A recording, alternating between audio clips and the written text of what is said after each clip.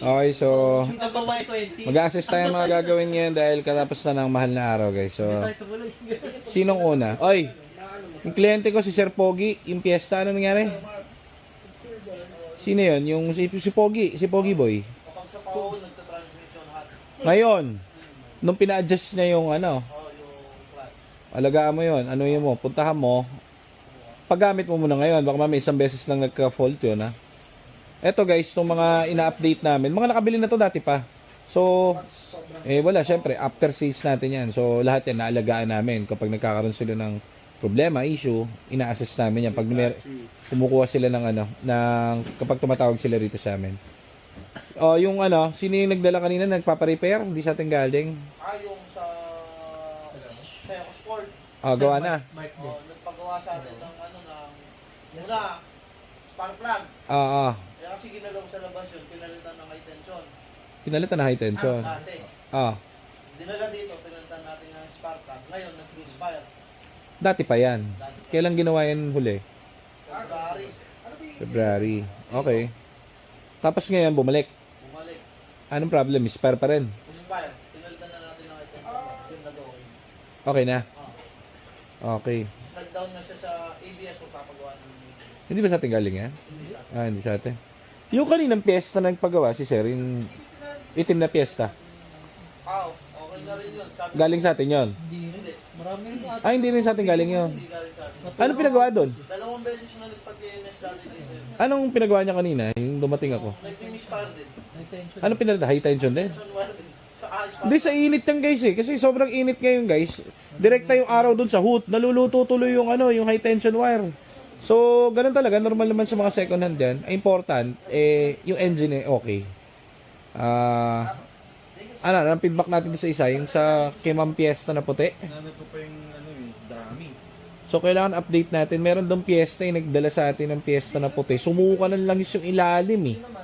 So, hinahanap ko kung ano yung naging issue niya.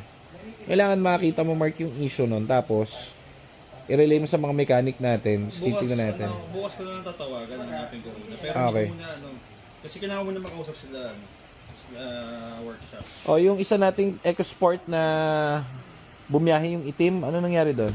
Last ano yan? Last month pa ba yan? Last Gawa na, walang problema. nandito na. So, Hindi, final ano. checking na lang natin. Yun yung binyahe sa kamay ni Jesus. Tapos, So, overheat. walang tubig. Ang tubig. Inandar pa rin.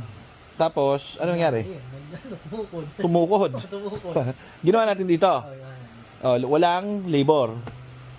Hindi, parang yun lang. Pero lahat Wala tayong tayo. labor. Mekaniko lang. Ganun. Basta magawa. Tapos, Lahat, yun lang. refresh na yung Fresh lahat. Gawa na. Gawa na. Okay.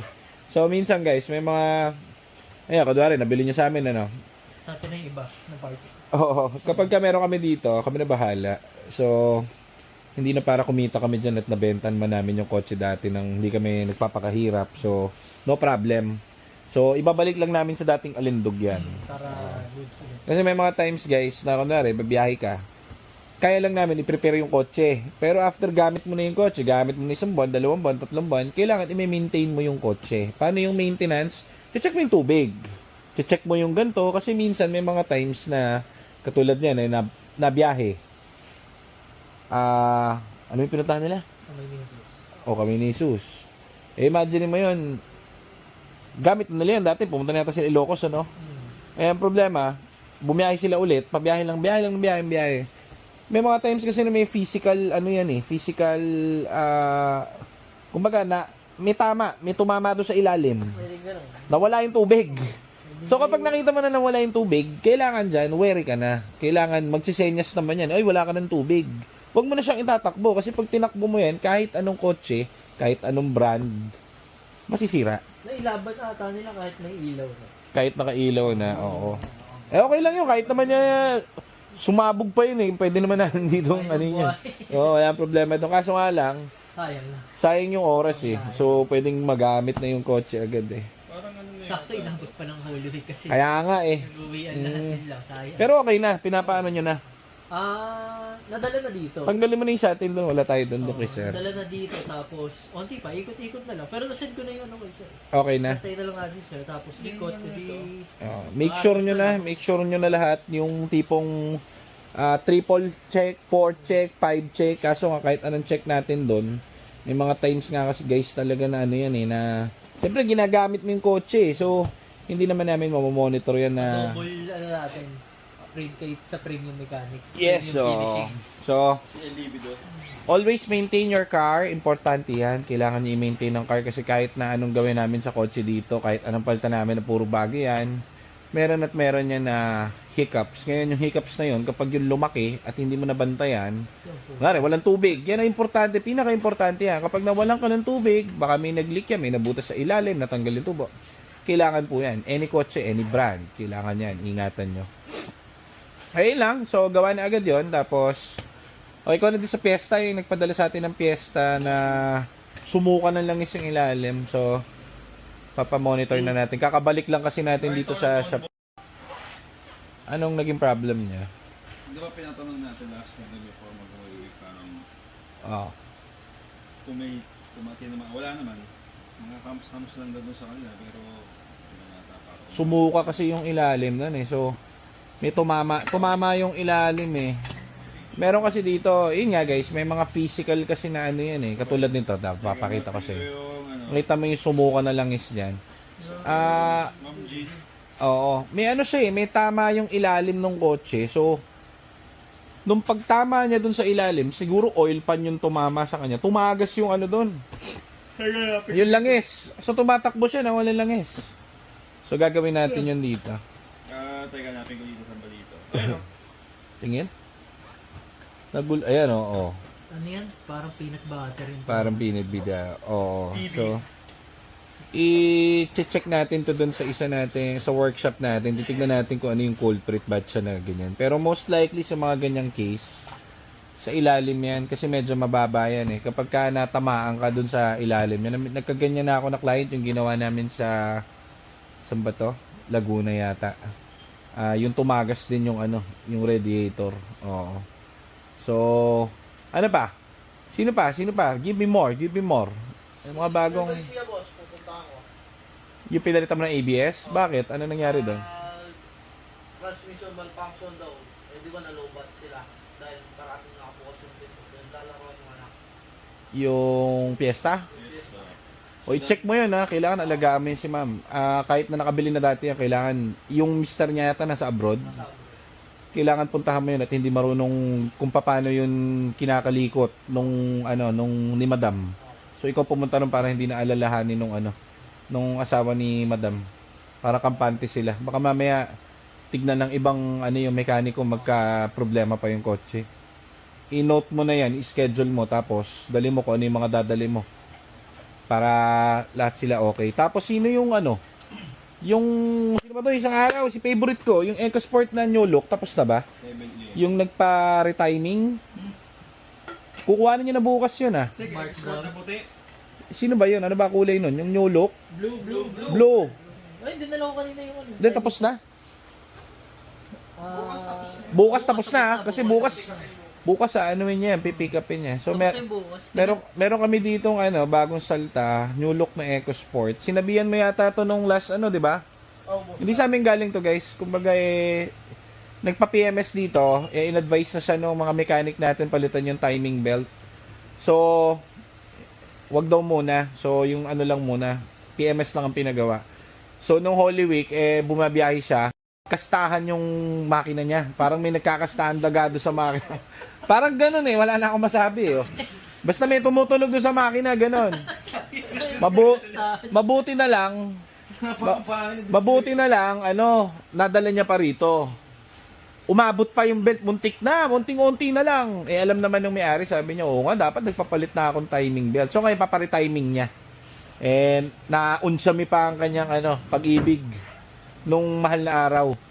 Sana napa-timing na. Ay, binigyan akong shirt. Sir, salamat yung binala namin kanina ng Tingnan ko nga. Ganda yung tela. Boxer shorts. So, yung binala namin kotse, binigyan ako ng boxer shirt. Hindi. Ay, gamit na. Gago ka ba? Gago, nagtatayi sila sir doon.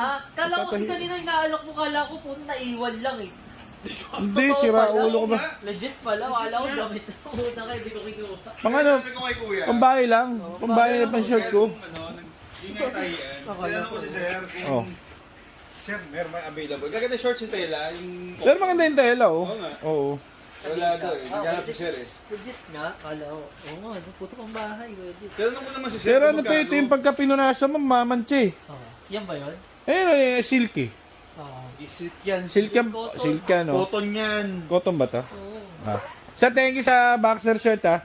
Ewan ko ba't niya ako binigyan ng boxer shirt eh. Sabi ko, Pero- sir, may binibenta daw po ba kayo? Sabi ni Kuya Rap. Wala kang magawa sa buhay mo eh. Hindi, pero maganda. Sino ba? Sino pa ang ano? Ginagawa doon sa kabila? Ano pang ano natin? Happenings? Siya eh, tinestrike natin yun. Okay na yon yung kay sir? Sa pa. Kaya saan ako update? Okay daw. Pero bukas pa yun. Sabi mo bukas pa kasi kailangan matesting pa ng matesting yan. At ano yan, mahihain yan eh. Parang pagka ano eh. Sino? Yung kotse, mahihain. Kapag ka nawala sa paningin natin, nagkakaroon ng ano eh, fault Pag eh. lumabas na, dun lumabas. Si Ata Boss, papalitan ko ng dry belt. Dumudulas Sinong yung dry ata? belt.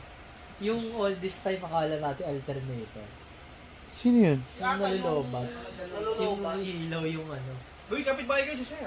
Yung umiilaw yung bata. Yung Asan? Sport. Asan? Asan? Lagi sila nung Holy Week sa Sambales. Oh. Balikan, walang issue. Ayun lang. Kapag inaharurot niya ng 120, lumalabas yung battery pack. Dumudulas yung... O, palitan mo ng bet. Lahat ng libre, bigay mo, sige. Pero Walang kung problema. dito lang daw, Okay, okay naman. Wala na yung ano, yung nalulobat. Okay na. Okay. O, bago battery nun eh. Hindi na dapat malulobat eh. Asan na sila? Nakabiyahe na sila? Opo, nakakauwi lang kapot. Ito ba yung nakalabas na belt? Yan ba yun? Yung dapat ipapalit mo. Yun sa orin. Bilisan mo lang at para hindi nauun sa mit. May lakad yun. Bumabiyahe yata yun eh. May ari eh. Yun lang, pangatid sundo lang muna ng ano. Kaya nga, Sa May daw, importante yung nabiyahe niya na ng malayo, goods na yun. sa May daw. Yun ang masarap pag good food. Ang sarap niya. Kaya din, ito ka kaya din. Oh. Pagod Kanina ka ka pa eh. na, pagod. Patayin tattoo mo, kaya din. Kaya din, patayin tattoo mo. Good ka na. Patayin tattoo mo. Medwin, kandong ka daw kay Kuya. Patayin tattoo mo. May bago kang tattoo, nakita ko niya. So, hindi din. Ay, puto, matindi. Ano yan, Hollywood? Anong tatingin? Ano iba-iba? Parang ano, hiwa-hiwalay na katawan? Ano? Kaya nga, tao na may ano, iba-ibang module. O sir, yung inabono mo kanina sa tolling gas. Ano to? Bigote? Ah, ito yung ano, tapos parang may globe dito. nga, no? Ayos ah. Hindi pa kasi tapos eh. Puta, gumagaling na yung anak ko mag ano. May pencil. Ano may pencil? Dinrawing muna? Hindi, yung pencil. O, ano sa... Baka naman ako, parang ang ano naman, marunong nga ako. Ano, natapos niya yung ano doon? Mga pinifinishing? Mga Eco Sport? Ano, dinouble check mo lahat? Okay.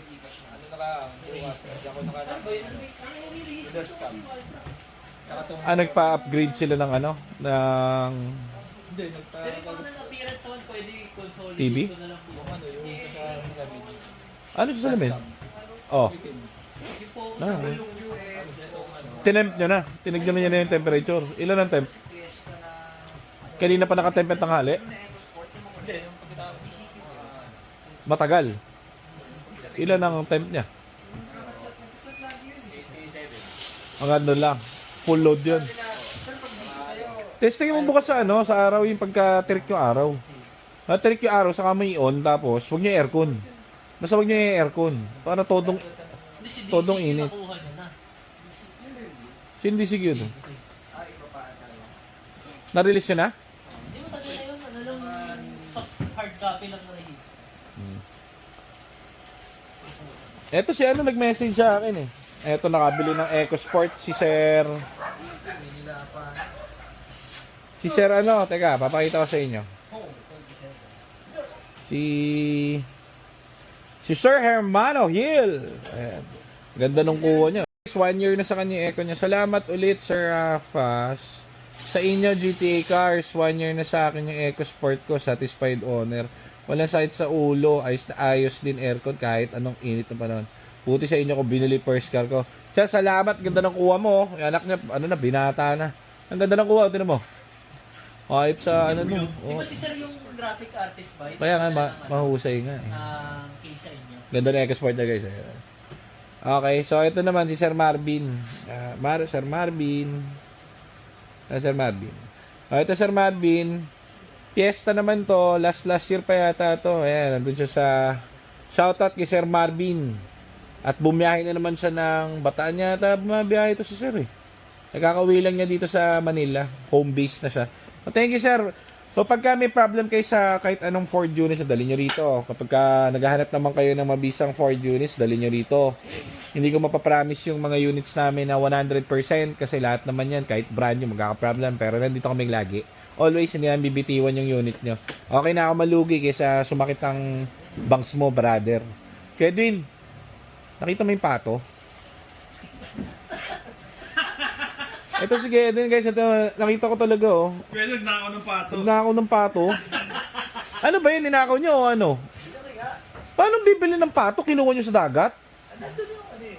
Yung pato eh. Kinuha ko ng... Ha? Paano mag-aalaga yun? Eh, baka sinabi nila sa kanya yung pato.